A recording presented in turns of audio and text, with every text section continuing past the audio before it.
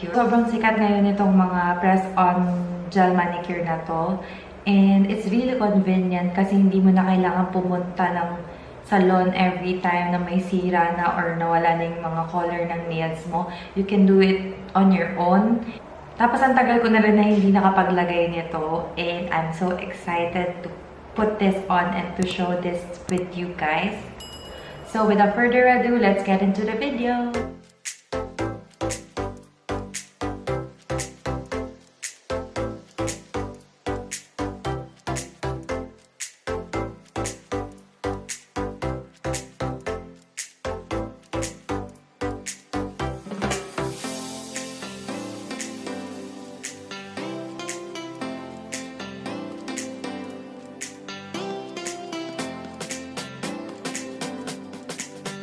Open up the package and lay all the nails out in the order you will be placing them on your nails.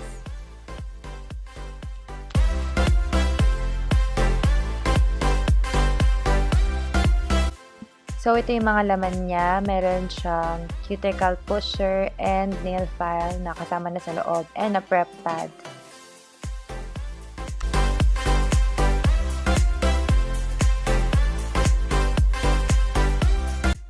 So, the largest fake nails will go on your thumbs and yung pinakamaliit naman, dun siya sa pinakamaliit na finger nyo.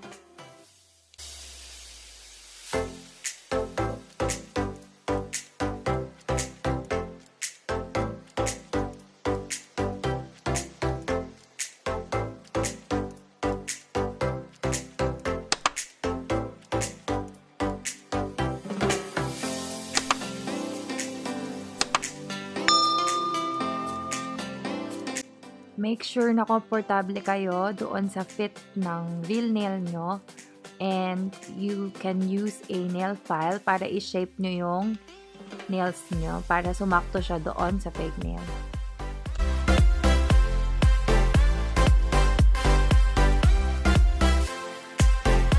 Tapos nilayout ko lang sila na magkakasunod para mas madali kapag nagdidikit na ako ng mga fake nails.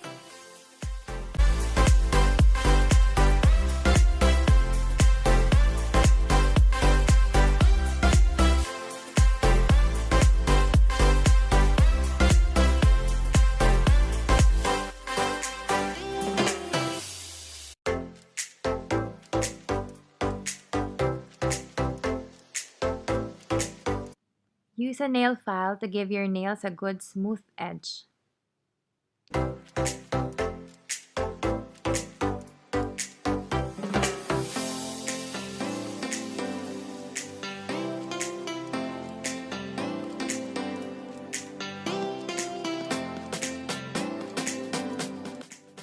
So here, tatanggalin ko lang yung plastic na nakadikit dun sa fake nail kasi maglalagay tayo ng glue.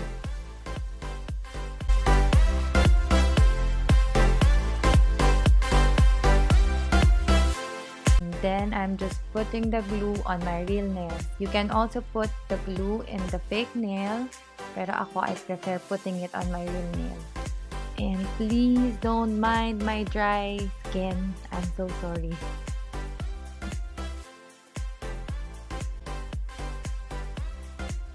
And don't use too much glue, guys, kasi magkakalat lang siya sa mga gilid. So, a few dabs will be sufficient.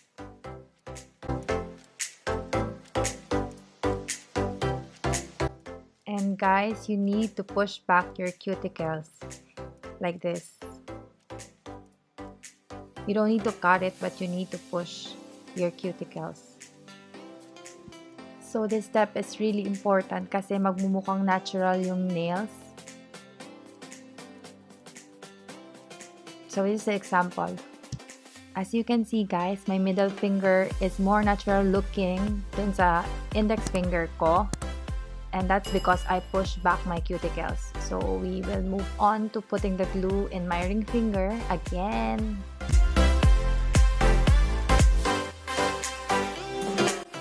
Yung paglagay ng fake nails, guys, hindi mo lang siya basta ipapatong. You need to push the fake nail dun sa cuticle mo para magmukhang natural siya.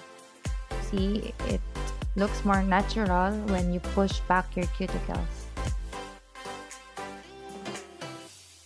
Repeat with the remaining nails one by one. Glue each nail on using a dab of glue.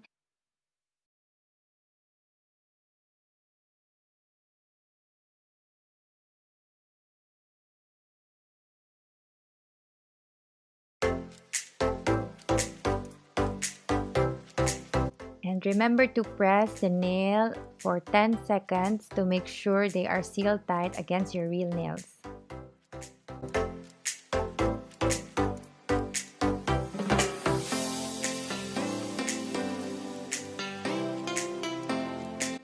Mga B, please make sure the nail is set firmly against your real nail with no gaps.